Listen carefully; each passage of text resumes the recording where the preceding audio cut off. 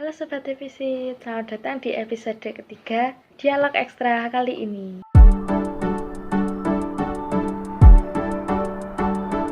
Pada program kali ini, kami Happy Seat akan mengundang seorang dosen serta penulis serta jurnalis. Beliau adalah DRS Z Bambang Darmadi MM atau yang kerap disapa Pak Bambang. Beliau baru saja meluncurkan bukunya yang ke-30.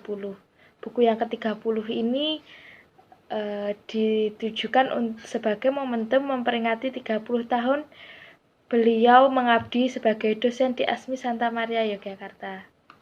Bagaimana kabarnya Bapak?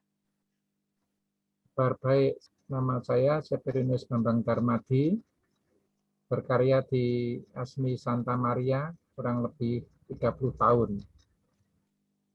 Dua anak, ya, laki dan perempuan, sudah berkeluarga semua.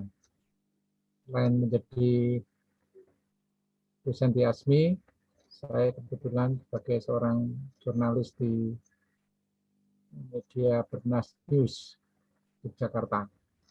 Perkenalan singkat itu. Ya, terima kasih Pak Bambang.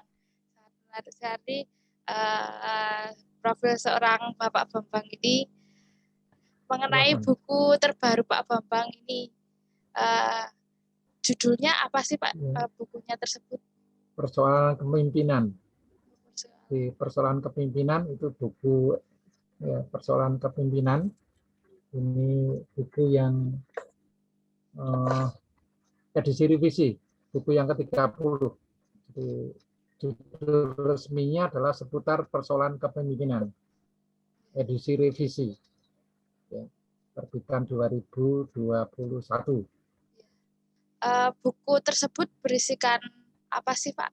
Beberapa hal yang kami kupas dalam buku ini adalah tentang pemikiran kritis terhadap masalah kepemimpinan. Lalu ada juga renungan yang kami ambil dari ziarah batin, ya, renungan-renungan yang bisa mengilhami seseorang pemimpin itu berpijak pada satu ayat-ayat, ya, yang resmi dari kitab suci kita ambil. Yang jelas buku ini menjadi catatan penting bahwa menjadi pemimpin itu adalah menjadi pelayan. Jadi pemimpin itu adalah melayani orang siapa saja, terutama adalah orang-orang yang ada di bawahnya. Jadi kemampuan seorang pemimpin itu adalah memotivasi orang-orang yang ada dalam suatu organisasi, ya, mengajak untuk menuju satu titik tujuan, ya, dan menggerakkan semua orang itu untuk berbuat baik menuju sasaran yang diinginkan. Nah, buku ini menjadi pijakan bagaimana seorang pemimpin itu menjadi penting untuk menjadi pelayan, terutama adalah menjadi pelayan yang baik. Itu intinya. Ya, Bapak, dari buku kepemimpinan ini, mengapa sih Bapak selalu membuat buku setiap tahunnya? Ini kan tahun ke-30 Bapak membuat buku ya?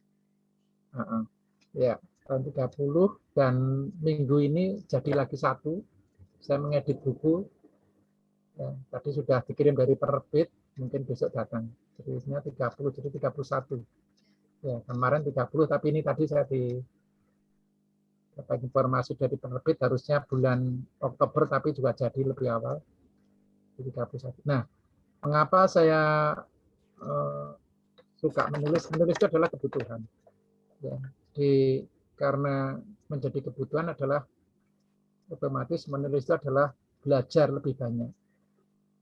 Jadi orang yang suka menulis adalah belajar lebih banyak. Nah, mengapa saya menulis? Itu adalah sebetulnya bagi seorang pendidik atau dosen itu adalah sebenarnya kewajiban itu. Kewajiban seorang pendidik itu ya membuat atau menciptakan satu karya. Nah, kebetulan bagi saya itu bukan satu keharusan, tapi itu adalah suatu kewajiban, ya, kebutuhan. Sekarang ingat ya, Bapak selalu mengatakan bahwa kebutuhan. Jadi buku bagi Bapak itu kebutuhan sebagai seorang pendidik. Tidak hanya suka membaca, tapi harus suka menghasilkan satu karya buku. Nah, setiap tahun saya bisa 1 atau 2, itu karena itu tadi, kebiasaan membaca buku orang lain atau siapa saja pengetahuan dari lain itu, lalu membuat imajinasi pikiran kita untuk bisa menuangkan satu gagasan-gagasan. Gagasan menulis itu didapat dari bisa saja kumpul dengan orang-orang yang suka dengan obrolan-obrolan pengetahuan, lalu membaca, lalu akhirnya menulis. Jadi menulis menjadi satu kebutuhan bagi Bapak, bukan keharusan lagi. Nah, terutama yang banyak kami tulis adalah banyak berkaitan tentang organisasi, kepemimpinan, dan tentang dunia bisnis, marketing dan bisnis. Saya kira itu. Sekali lagi bahwa menulis itu bukan keharusan, tapi menjadi satu kebutuhan bagi seorang pendidik. Nah, persoalannya adalah bagaimana orang suka atau tertarik untuk menulis, yaitu sebetulnya ya dia harus banyak membaca, ya jujur aja. Orang yang banyak membaca pasti itu akan kaya tentang pengetahuan. Nah, lalu bisa menghasilkan itu karena ada satu teori orang bisa menghasilkan karya tulis atau karya pengetahuan berupa buku itu karena teorinya kan sebetulnya kan yang kedua itu sekarang duduk dan mulai. Jadi siapapun orang yang sudah mulai punya gagasan untuk menulis, memaparkan satu karya tulisan, kalau dia tidak duduk dan mulai tidak akan pernah hasil. Nah, itu harus dilakukan dengan konsisten, ya, dari terjadwal, konsisten. Di buku ini sebetulnya saya Oktober, target saya Oktober, tapi lebih awal. Lalu yang buku 1 itu juga November atau Oktober. Tapi ternyata minggu ini sudah dikirim, saya dapat informasi dikirim dari penerbit. At least 31. Ya, jadi ini 30 itu kemarin. Ya. Itu Sekar sepintas ya, jawaban sepintas. Ya, Ya, selamat Pak. Bukunya satu lagi udah terbit. Dari hampir ya. dari 31 buku ini. Itu buku yang terbit itu saya sebagai editor. Itu Oh, buku, Bapak sebagai editor. Ya. Ya. Dari Putus Sekar? Ya. Dari 31 buku ini, buku mana yang paling Bapak favoritkan? Ya, semua buku harus kita sukai, ya. Harus kita sukai. Ya, kalau soal favorit itu ya sepertinya semua favorit ya. Ya. Buku PR juga cukup favorit, ya. Buku jurnalistik yang paling favorit ya. Ya. Di Mahir Berjurnalistik itu yang buku ya dalam tanda petik mungkin buku yang paling Bapak suka ya. Sama tentang kewirausahaan. Ya. Buku Mahir Berjurnalistik dan kewirausahaan, kiat-kiat sukses berwirausaha itu juga salah satu buku favorit. Ya. Itu Sekar.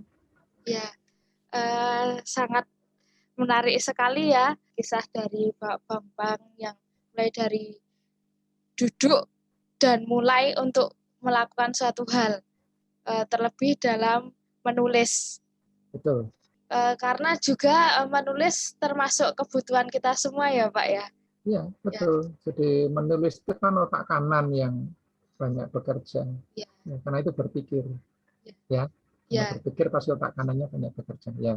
Berpikir kreatif dan cerdas gitu. Ya. Makanya seorang yang suka menulis itu pasti suka membaca. Tapi orang yang suka membaca belum tentu suka menulis. Ya, sudah Ya. pasti itu, Nah, Pak. itu pasti, ya. Dari 30 tahun Bapak mengajar di Asmi Santa Maria dan 30 tahun Bapak menulis serta menjadi jurnalistik, apa saja sih Pak pesan-pesan yang bisa disampaikan kepada teman-teman penonton Happy Seed, mahasiswa Bapak serta teman-teman anak muda zaman sekarang? Ya, bagi kaum muda, remaja, dan siapapun, apabila memiliki keterampilan sekecil apapun, hendaklah keterampilan itu diasah dengan baik dan ditekuni dengan senang. Karena apa? Dengan menekuni keterampilan yang senang itu menjadi kebiasaan untuk bisa berkarya melalui keterampilan yang ada. Nah, dampak dari mengasah potensi keterampilan yang ada itu adalah bisa memberi makna bagi orang lain. Karena keterampilan itu sebaiknya tidak hanya dimiliki untuk sendiri, tetapi disampaikan kepada orang lain. Nah, itu menjadi kepuasan tersendiri.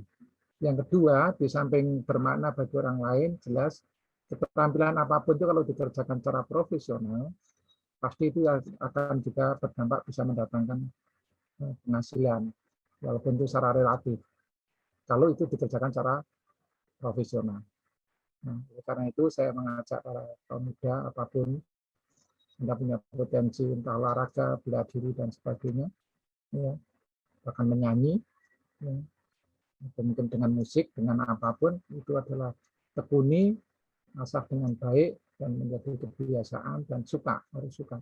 Dan itu bisa dikembangkan karena potensi kalau tidak dikembangkan itu adalah tidak bermakna.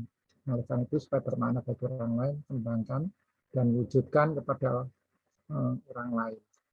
Saya kira itu, Sekar.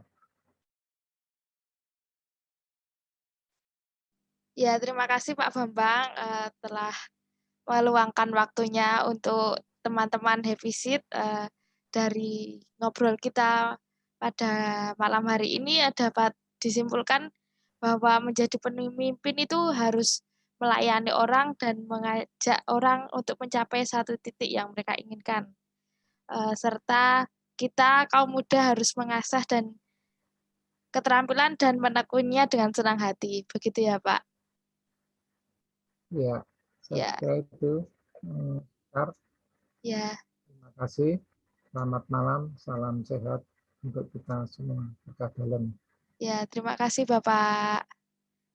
Sekian dari episode ketiga Dialog Ekstra kali ini.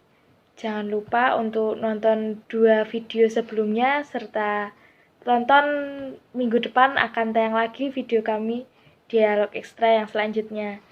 Terima kasih, jangan lupa subscribe, komen, dan like.